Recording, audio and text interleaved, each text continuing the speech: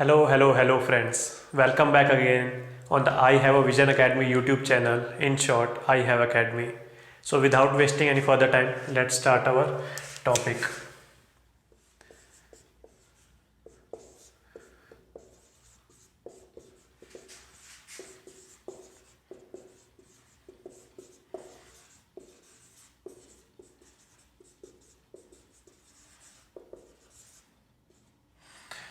So today's topic we will be studying part 4 of our constitution.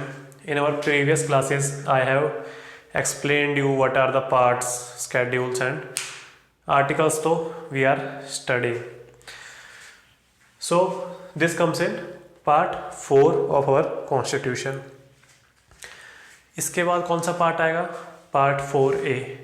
ठीक है, उसमें fundamental duties पढ़ेंगे हम via which are added in our constitution via 42nd Amendment Act at the time of emergency 1976. So the articles is 36 to 51 because 12 to 35 was fundamental right. So these we have completed. So now 36 to 51. Now what are these DPSPs? I have told you briefly. So let me repeat it. Directive principles. It means these principles are giving direction. Direction to whom? Public, government, outsiders, citizens, non-citizens. So these principles which are directive in nature are giving direction to Government of India. Understood? Or Union of India. That's why state with capital S. So all the governments which are functioning in India like state government or union government, so these principles are directive in nature that dear state, please include these principles in the development of your state's policy. Means whatever be your planning, like 5-year plan for example. So whatever is your planning for the future, please include or please follow these directives. Please follow this particular highway or path which are DPSPs. So state, please follow this part for the welfare of your citizens. Understood? So in fact they are promoting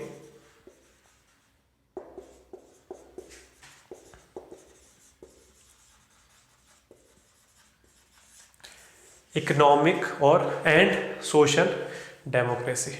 ठीक है, social means society वाली democracy and जहाँ भी economic दिखे मतलब रुपए में democracy. ठीक है, समझ गए? What are the actual meanings of social democracy and economic democracy? I have told you and explained you in the preamble section. ये मैंने बस आपको superficial idea दे दिया. कोई भी सब्जेक्ट आपको सोशल टर्म दिखे तो it means with the reference of society. Society में आप कैसे इंटरेक्ट कर रहे हो, सोसाइटी में स्टेटस क्या है, भेदभाव क्या है. So it is more concern with status. ठीक है, और सोशल बीइंग. इकोनॉमिक वर्ड जहाँ भी दिखे दिस रिलेट्स टू पैसे, रुपए, इकोनॉमिक इनइक्वालिटीज. ठीक है, so these DPSPs are promoting economic and social democracy. तो इसमें एक टर्म बच गई political democracy. So which part is promoting the political democracy?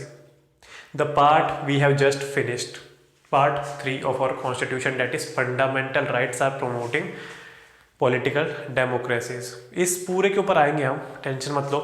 The difference between FR and DPSPs. ठीक है, सो 36 to 51. Now our constitutional fathers don't want to give any residuary powers to the incumbent governments. तो इन्होंने क्या किया 36 में? फिर से state की डेफिनेशन दे दी and this state is equal to the state in article 12. भैया जो हमने आर्टिकल 12 में स्टेट आपको बताया था in part 3 of our constitution, that definition of state will imply here. Understood? 37 is very important article. 37 is itself a characteristics of part 4 और DPSPs. आपने कहीं भी पढ़ा होगा, सबने बस ये बताया होगा DPSPs are not enforceable, they can't be exercised or proved in the court of law. But ये लिखा कहाँ है? कोई एक्ट में लिखा है या constitution has this provision? So in article 37 it talks about non-enforceability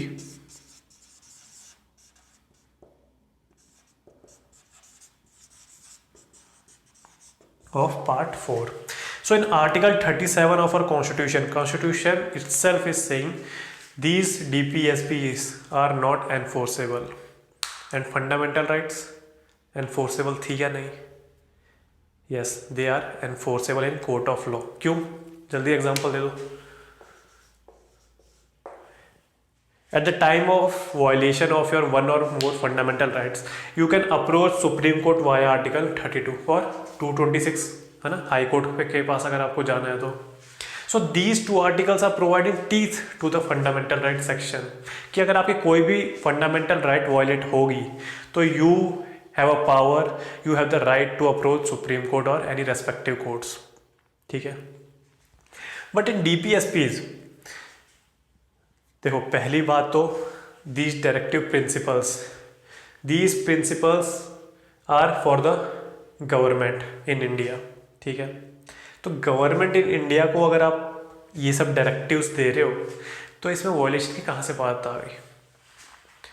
और सेकेंड बात 37 ने खुद बोल दिया कि these are non enforceable in the court of law.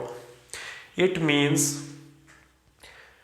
अगर कोई भी एक पर्टिकुलर राइट है, मान लीजिए 44 uniform civil code UCC.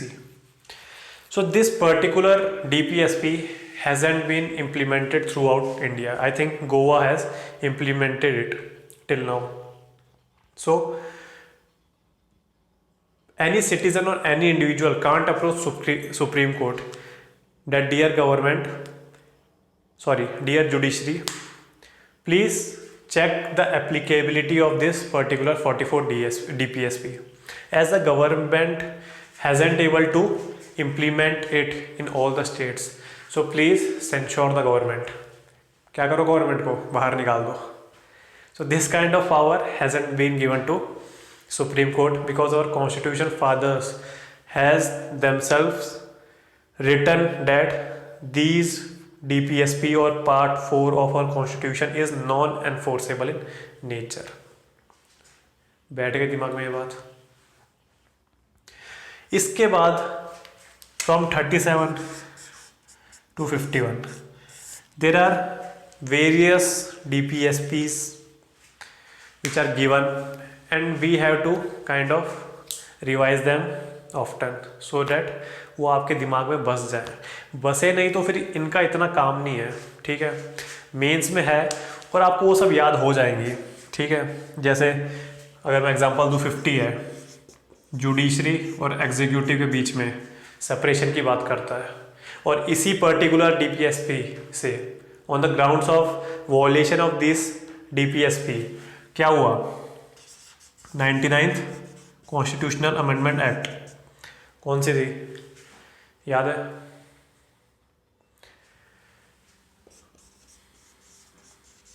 NJAC, National Judicial Appointment Commission.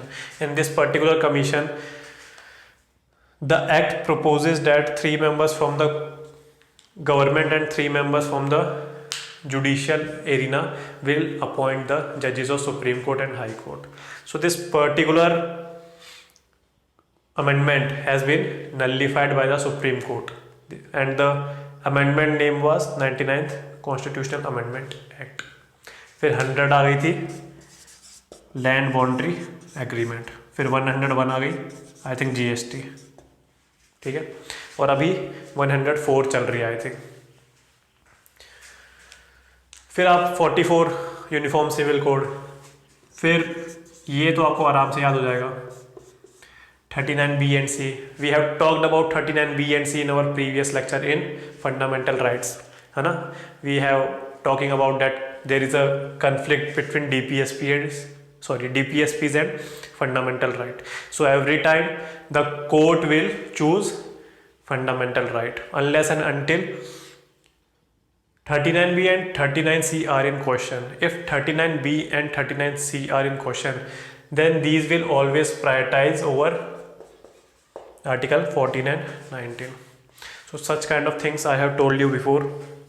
Then Article 40, Gandhi ji का आर्टिकल, विलेज पंचायत का आर्टिकल, है ना. So these kind of things you will tend to remember. Now what is 39B and 39C?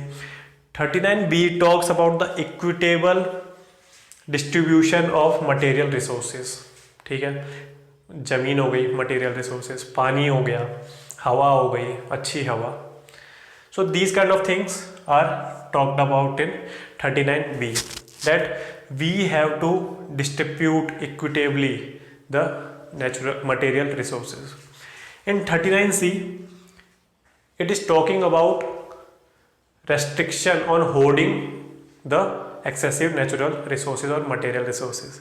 मतलब यहाँ ये बोल रहा है कि yes you have to distribute material resources equitably, and यहाँ ये बोल रहा है हाँ government you should also prohibit और रेस्ट्रिक्ट और prevent the hoarding of the wealth. ठीक है. सो यू नो लॉयर्स बहुत डोमिनेट करते थे हमारे कॉन्स्टिट्यूएंट असेंबली में. So they try to cover every lacuna of the law. हमने बात की थी Indians were very street smart, है ना. सो ऐसे ऐसे आपको छोटी छोटी चीज़ें याद होती रहेंगी. अब 39 आर्टिकल में equal pay for equal work भी है. ठीक है, कि अगर एक पुरुष और एक महिला काम कर रहे हैं और वो एक पर्टिकुलर ही काम कर रहे हैं, स्पेसिफिक काम कर रहे हैं, so why this inequality is there that woman will be paid less in comparison to man. So equal pay of equal work is also in 39. ठीक है, इसके बहुत सारे सब पार्ट्स हैं. So this kind of DPSPs you will remember which are most important. और भी 2-3 हैं. तो आपको ये जो जितने भी DPSPs हैं इनको एक बार गो थ्रू करना है. एक बार तो नहीं, बहुत बार गो थ्रू करना है, क्योंकि आपको ये काम आएंगी, उसमें तो काम आएंगी प्रीलिम्स में, और मेंस में भी दे विल बी हेल्पफुल. अगर आपको नंबर भी याद नहीं रहे तो कोई दिक्कत नहीं है. और otherwise these article 40, 39B, 39C, article 50, these are very important, you should remember it. But अगर मैं बोलूँ तो फिर एक आर्टिकल है कि साइंटिफिक लाइंस पे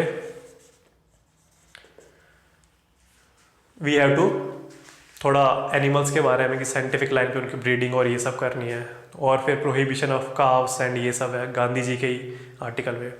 अच्छा, one more thing, in this Laxmikanth book the DPSPs are divided in 3 sections like intellectual, Gandhian and liberal. So this particular partition or segregation hasn't been given in our original constitution. This is purely a Lakshmikant based segregation. Understood? There is another point. These DPSPs, directive principle of state policy, are kind of positive obligations. ठीक है, these are positive affirmations in a way. Why? Because these are directing government, that government you have to do this etc. ठीक है. और यही चीज़ fundamental rights में क्या थी कि government you can't do this, you can't do particular thing with your citizens, you can't discriminate. ठीक है, क्योंकि हमने फंडामेंटल राइट्स भी 2 पढ़ी थी ना, negative connotations and positive affirmation, है ना. So these are kind of positive directions given to the government कि गवर्नमेंट प्लीज डू दिस. ठीक है, please protect your historical monuments, please protect your environment.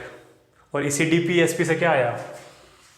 Wild life protection act of 1972, forest conservation act of 1980 and these kind of things.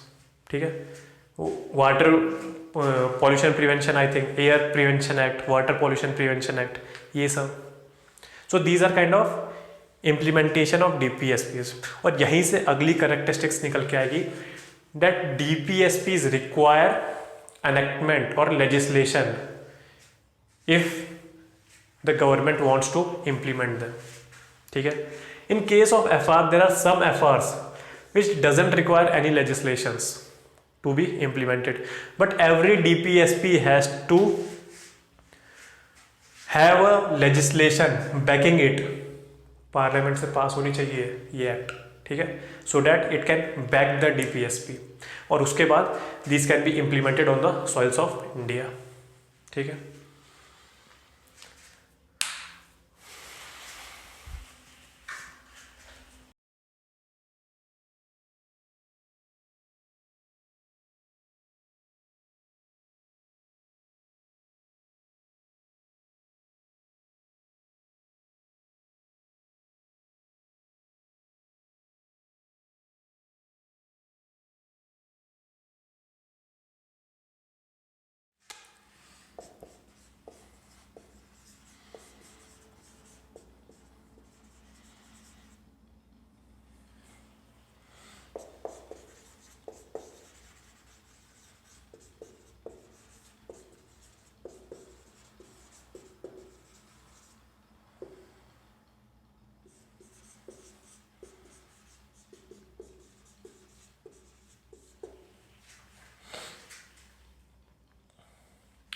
so these 2 points, these are called novel features of our constitution via I think B.R. Ambedkar, and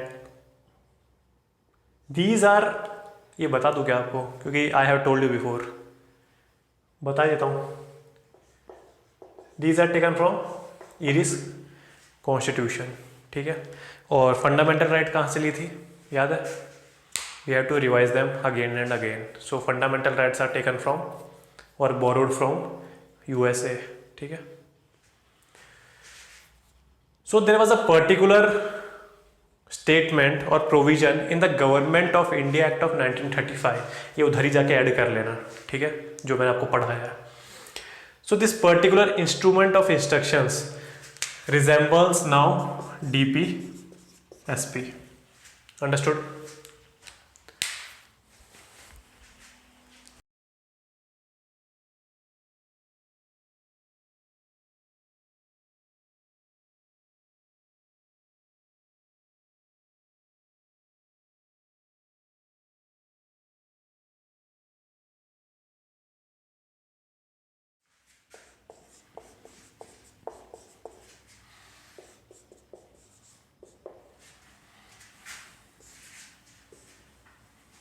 So first point I have told you, these are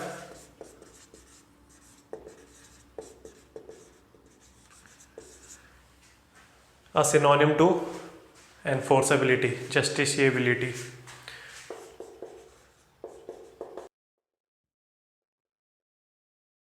So this was the first difference। ठीक है, part 3 में part 4 में बहुत ही टुच्चा सा और बेकार सा difference है।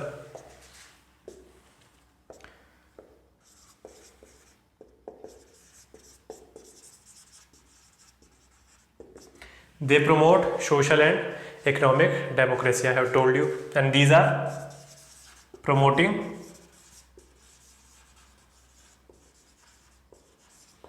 political democracy. These require legislations, I have told you,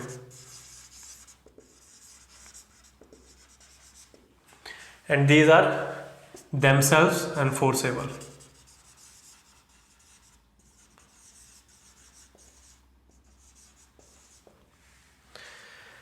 These are kind of static rights, you know, कोई भी इनको छूता है, so there is कंट्रोवर्सी। ठीक है, तो इसको हमेशा स्टैटिक रहने दिया जाता है, क्योंकि these are important for overall development.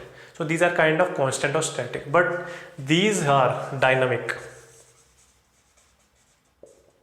क्योंकि जैसे in future let's take an example that space sector will become enormous और उसकी बाउंड्रीज भी लिमिटलेस हो जाएंगी।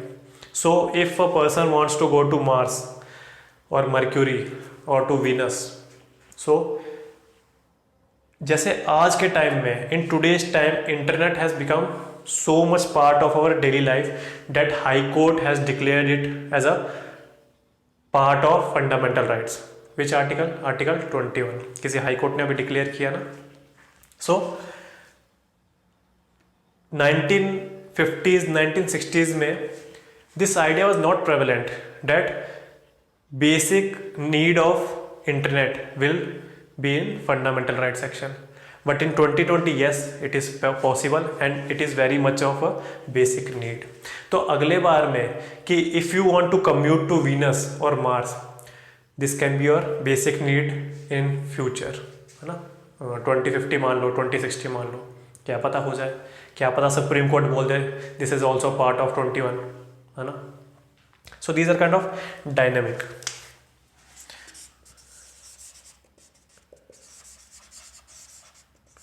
these are kind of individualistic. ठीक है, ये सबको पर्सनल लेवल पे मिली हुई है. But this is kind of socialist and societarian because they talk about the overall development of society. ठीक है, तो ये सोशलिस्टिक एंड सोसाइटेरियन है. These are kind of positive obligations. I have explained you this point, and these are kind of negative instructions. Government को रोक रहा है कुछ चीज़ें करने से, फंडामेंटल राइट का section. So these are some of the differences. और देखते हैं थोड़े, है ना.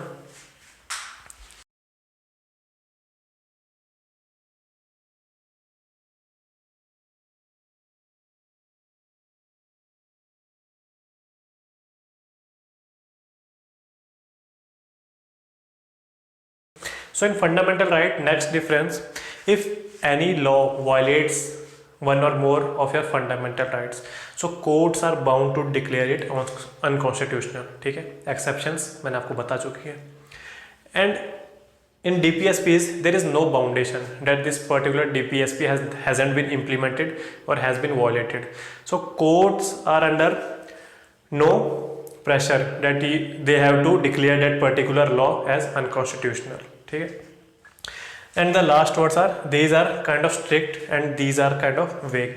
If you know go and see in Laxmikanth, every DPSP has been written in a very vague manner. You have to protect monuments, ancient monuments, antiques. तो इससे हम कैसे पता करें कि कैसे प्रोटेक्ट करें हम उन्हें क्रीमेशन ग्राउंड में डाल दें, हैं, या उन्हें एक बंकर में बंद कर दें. कैसे प्रोटेक्ट करें और किससे प्रोटेक्ट करें, ये नहीं लिखा. Scientific, we have to develop scientific temper. ठीक है, तो कैसे साइंटिफिक टेम्पर डेवलप करें. हमको काव्स और मिल्च एनिमल की ब्रीडिंग ऑन साइंटिफिक लाइंस पे करानी है. हमको एग्रीकल्चर एक साइंटिफिक लाइंस पे डेवलप करना है. बट करे कैसे ये सब. So these are kind of very vague words. So these are all the differences between DPSPs and FR. And now I think we will just go through all the statements of DPSPs.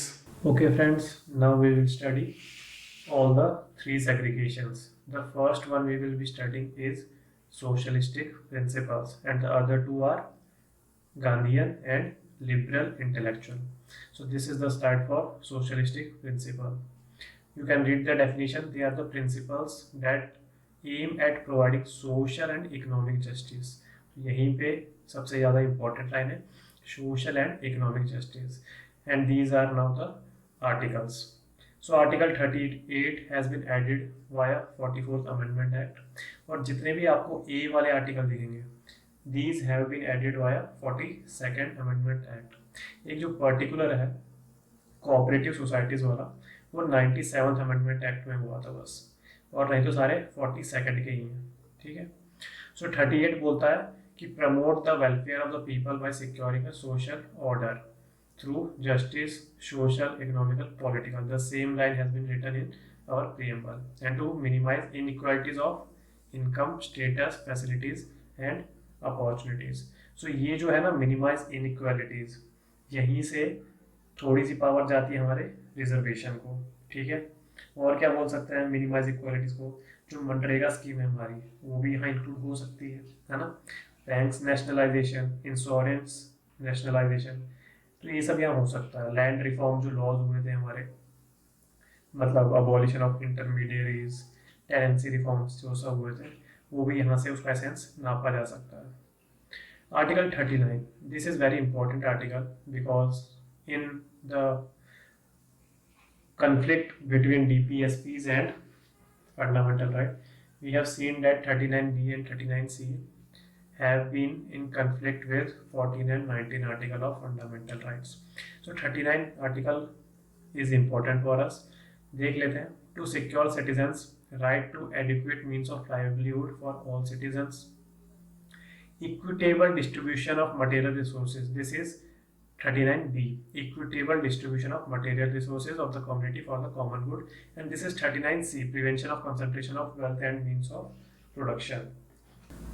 आगे देखते हैं, equal pay for equal work for men and women, ये मैंने आपको थोड़ा सा discussion में भी बताया था। तो इसी से क्या आया, इक्वल रिन्यूमरेशन एक्ट 1976 का, ठीक है, equal remuneration act. Then comes preservation of the health and strength of workers and children against possible abuse. तो ये किससे हम जोड़ सकते हैं, अपने राइट टू एक्सप्लॉयटेशन से, है ना। Then comes opportunities for the healthy development of children, तो ये वाली 39 आर्टिकल कंपोजिट DPSP होगी। Then 39A, तो ये कहाँ से आया, to promote equal justice and free legal aid to the poor. तो जैसा कि मैंने आपको बताया, ज़्यादातर जो ए वाले हैं आर्टिकल्स हैं, जो अमेंडमेंट्स हैं कैपिटल लेटर्स में, so these have been instilled by 42nd amendment act 1976। तो ये जो promote equal justice and free legal aid to the poor है, यहीं से हमारा आ जाएगा legal services authorities act of 1987, जिसे हम नालसा भी बोलते हैं, national legal services authority act.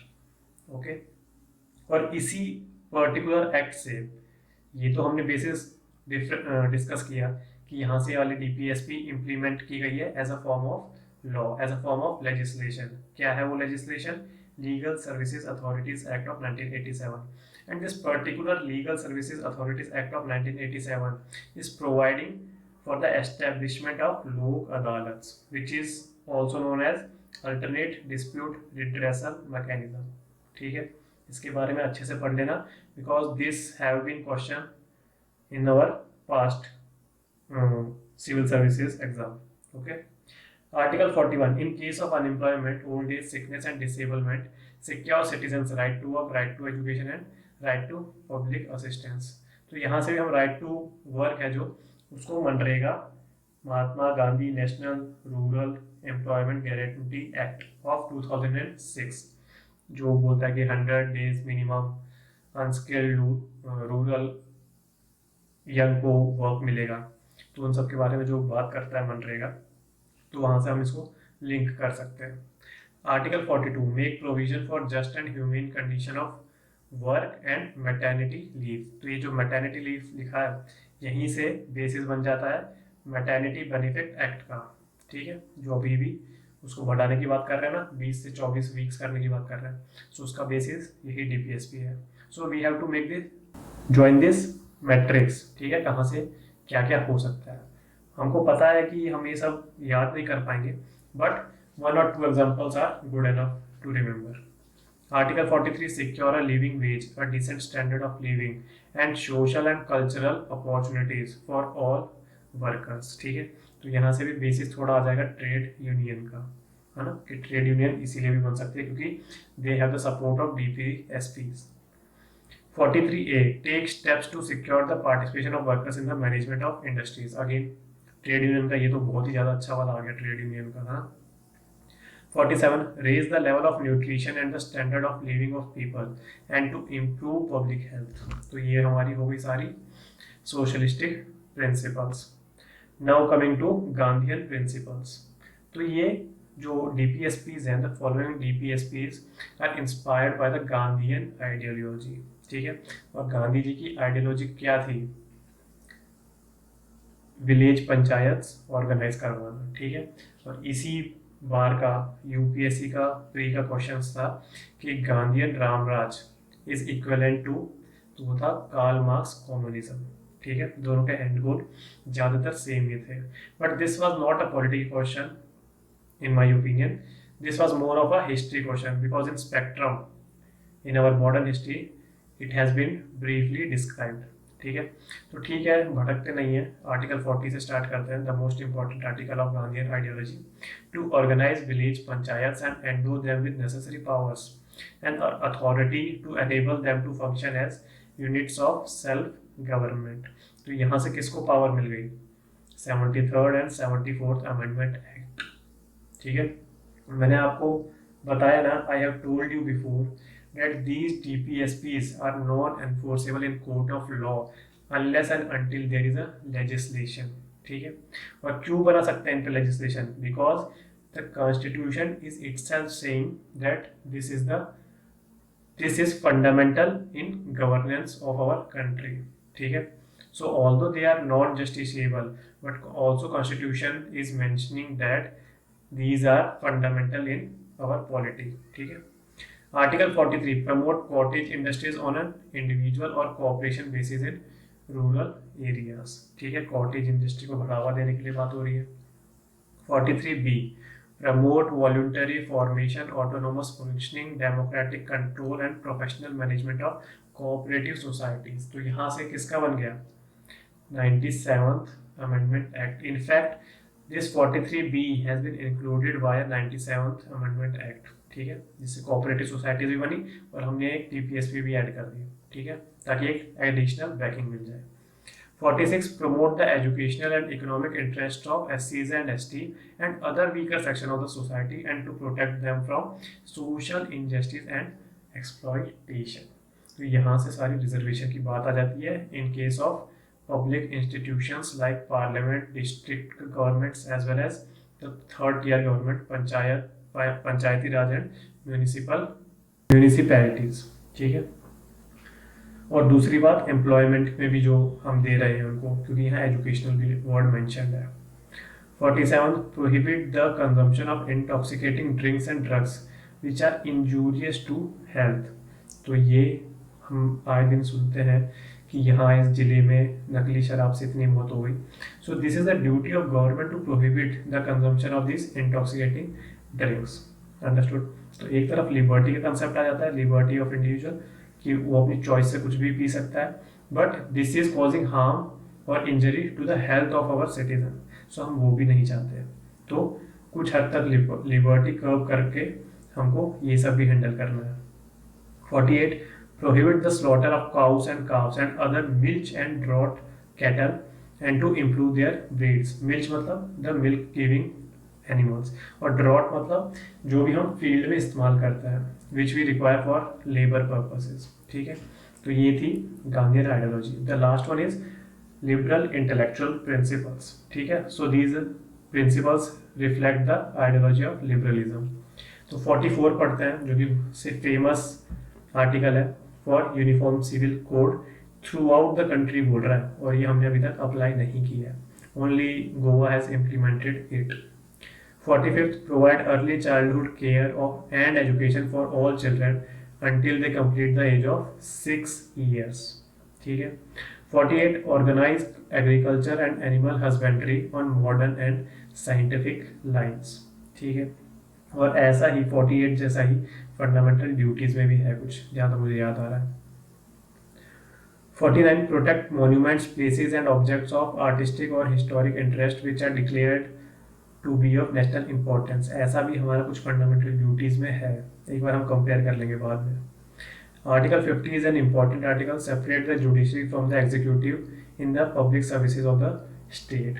ठीक है, तो फिर इसी से मैंने आपको बताया था क्या रिपील हो गई, national judicial appointment commission NJAC 99 constitutional amendment act has been repealed by judiciary, ठीक है, जुडिशियल रिव्यू हुआ और उसे हटा दिया गया। 51 promote international peace and security and maintain just and honourable relations between nations, foster respect for international law and treaty obligations, encourage settlement of international dispute by arbitration. So this is kind of moral obligation.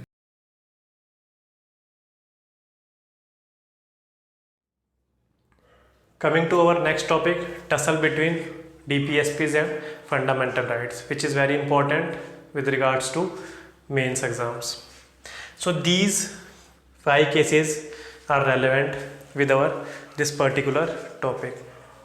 So first come Champakam Dorairajan versus State of Madras 1951. These are all the cases of Supreme Court. See, every legislation which have been passed by Parliament has to go to Supreme Court. और ये ज़रूरी है कि has to go to supreme court? नहीं, पर 130 करोड़ आबादी का देश है, कोई ना कोई पेटिशन लेके फाइल कर ही देता है सुप्रीम कोर्ट में, ठीक है। So it is not mandatory but it is we are use to it कि कोई बहुत बड़ा चेंज करने वाली है government by the act of parliament, so definitely there should be a case in supreme court. और जब वो सुप्रीम कोर्ट अपनी जजमेंट दे देगा, अपनी डिग्री दे देगा, उसके बाद that particular act will be implemented on the soils of India, ठीक है। So these are all the Supreme Court cases.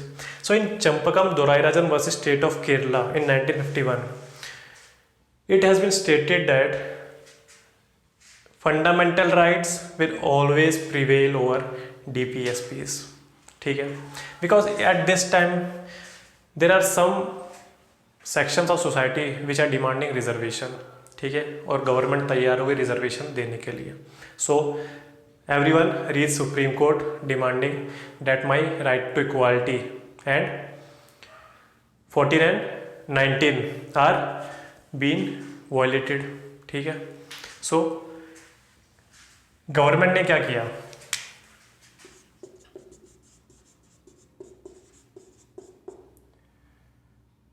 First amendment act of 1951 adding 15 clause 4। 15 clause 4 हमने पढ़ा है, अगर आपको याद नहीं so you should watch my previous lectures. 15 clause 4 is a special provision of article 15।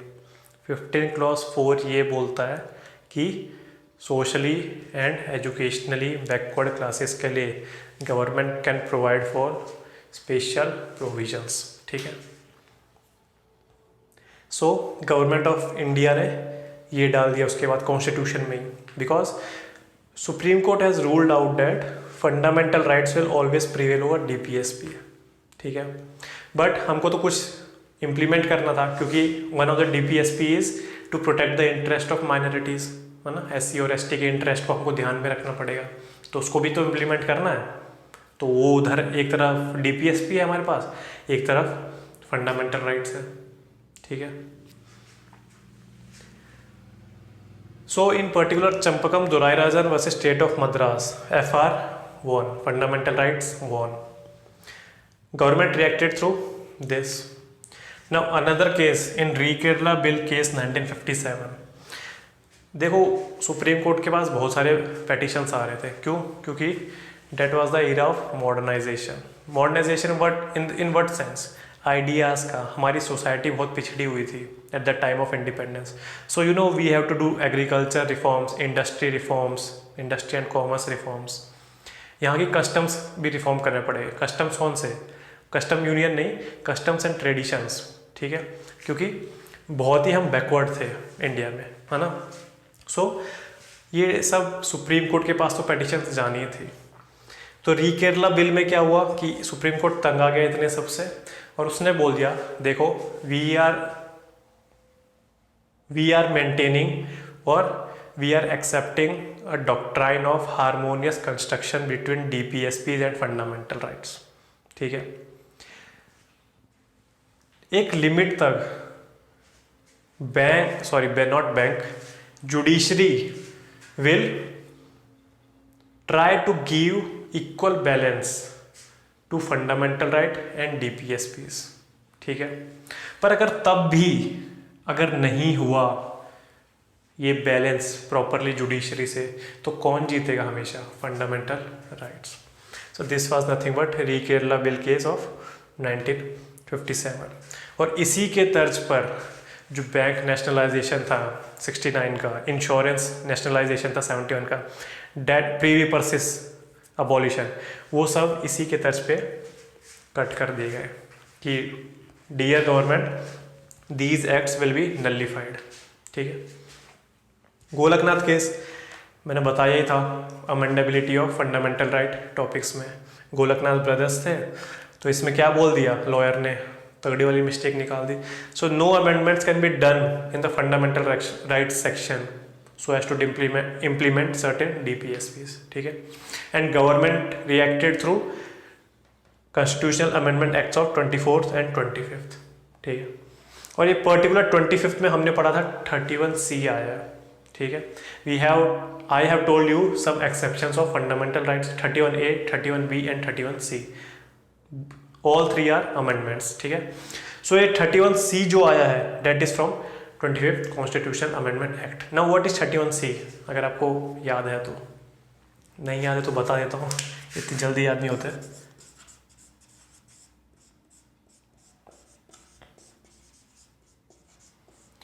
(39B and C over article 14 and article 19। ठीक है। सो 25th amendment act से 31C भी लिया है।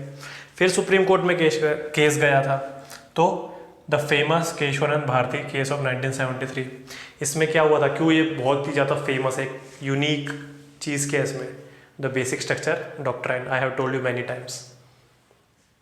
So in this particular case, 25th Constitutional Amendment Act, which is dealing with 31C, which is priority of 39B and C over 14 and 19. ठीक है।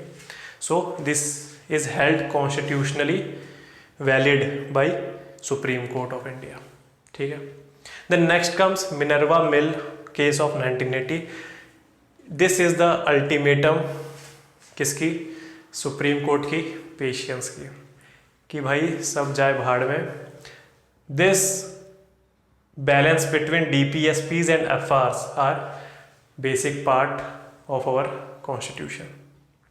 समझ में आ गया कि गवर्नमेंट आप इधर कर रहे हो, उधर कर रहे हो, आप कुछ और रिएक्ट कर रहे हो, हम कुछ और डिक्री दे रहे हैं, तो ऐसा ही चलता आ रहा है सिंस 1951। और अब कहाँ गए, 1980 पे।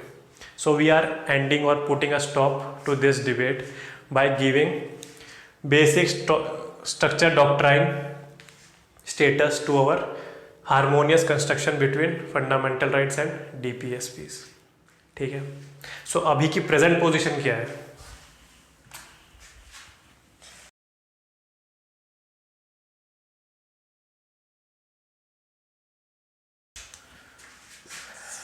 these are all priorities। priority number 1,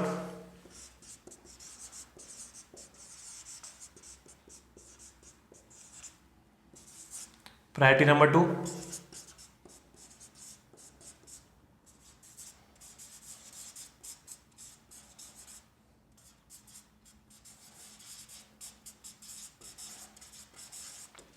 so these are now the priority।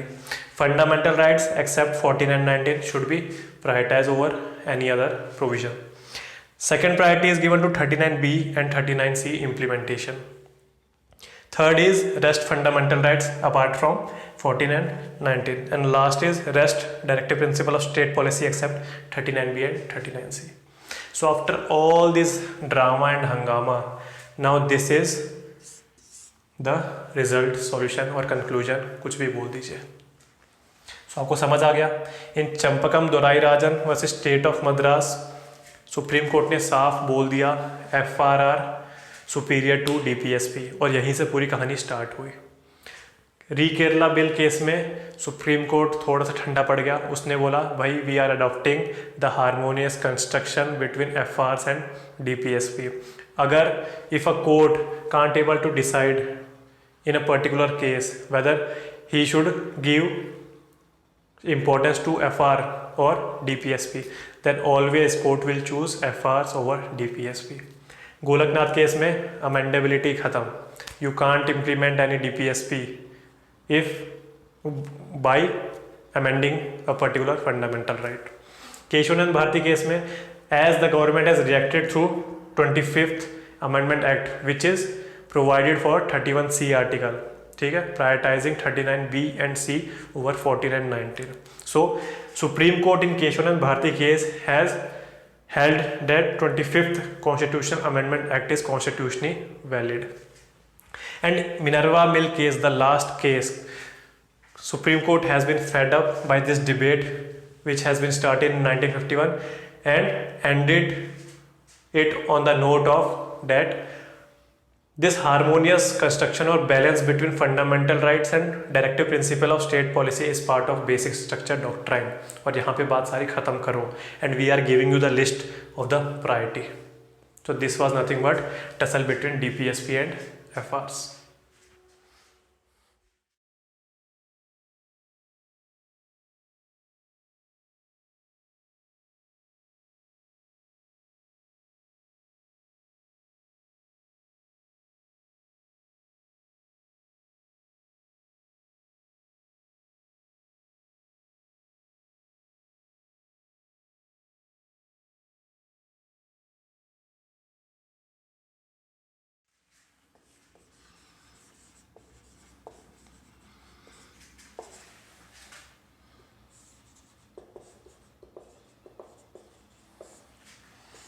What are the importance of DPSPs? सबसे पहले तो पॉजिटिव ऑब्लिगेशंस है. These are defining a path on which future governments have to enact. ठीक है. दूसरा क्या है? They are like a testing tools for the incumbent government. क्यों? Because this is an ideal type which are DPSPs. So these are the ideal type, the end state of a welfare state. ठीक है. And these are the rules which are describing present position of government. So if we compare both two, if a particular citizen of India will compare the present situation with the end situation of a welfare state, so this is like a testing, है ना, कि हमको यहाँ तक जाना है, ये हमारा गोल है, but we are here only. So इससे क्या काम आता है? We can exercise our power in a more good manner और इंटेलेक्चुअल मैनर. ठीक है. So and also these are fundamental in governance.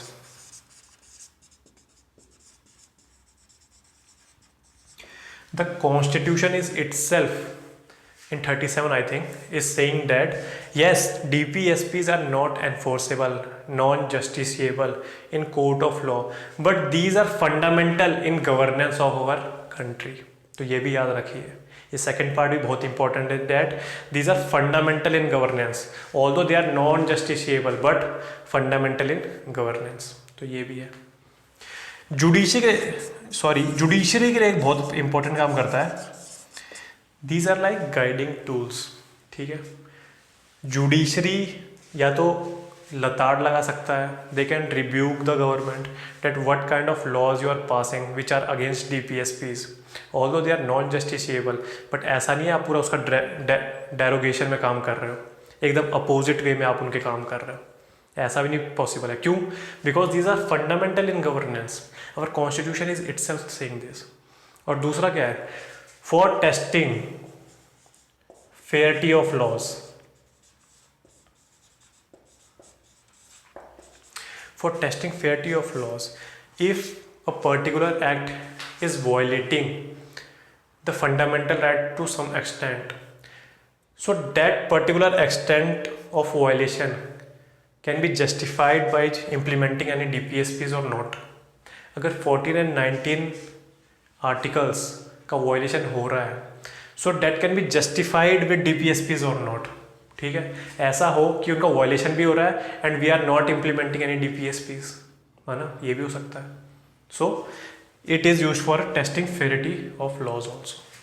Criticism बहुत ही आसान है, वेगली है, वेग वर्डेड है, नॉन जस्टिसेबल है, और हमने देखा कि दीज आर पुअरली डिफाइंड. और इलॉजिकली अरेंज्ड। कुछ अरेंजमेंट ही नहीं है। ऑल्दो मैंने भी कहीं देखा है कि ये कुछ बताते हैं कि हाँ these are logically arranged, but these are not.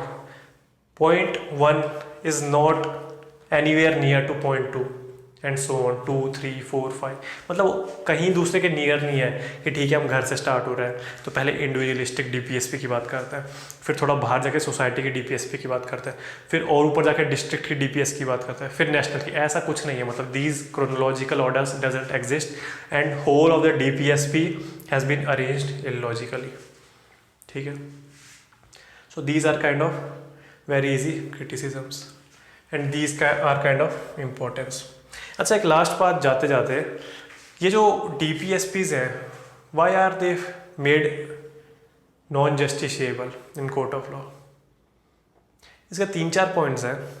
पहली बात तो जो फ्रेमर्स थे हमारे कॉन्स्टिट्यूशन के, the founding fathers of our constitution thought that India doesn't have sufficient resources, ठीक है, मटेरियल भी और कैसे भी आप मान लो, mental resources, intellectual resources, economic resources, moral resources, कोई भी हमारे पास रिसोर्सेज नहीं थे to implement all these DPSPs at the time of independence. Understood? दूसरी बात, we have in 1950 recently we have got independence.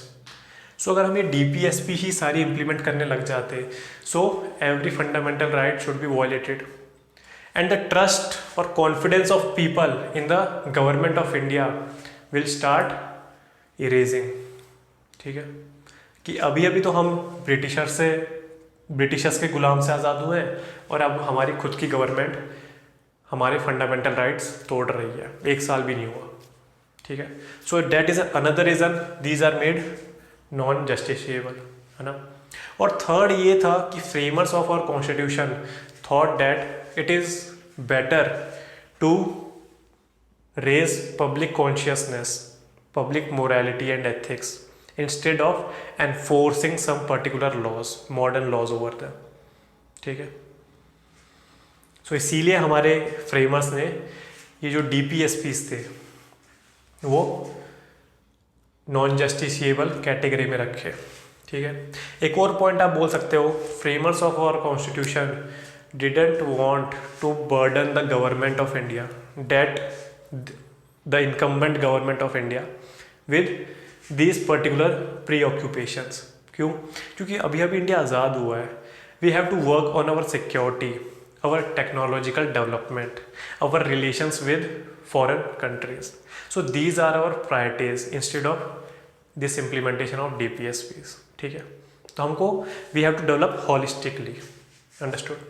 So these are some reasons our framers put the particular DPSP part in non-justiciable categories, and hence we come to the end of our DPSPs।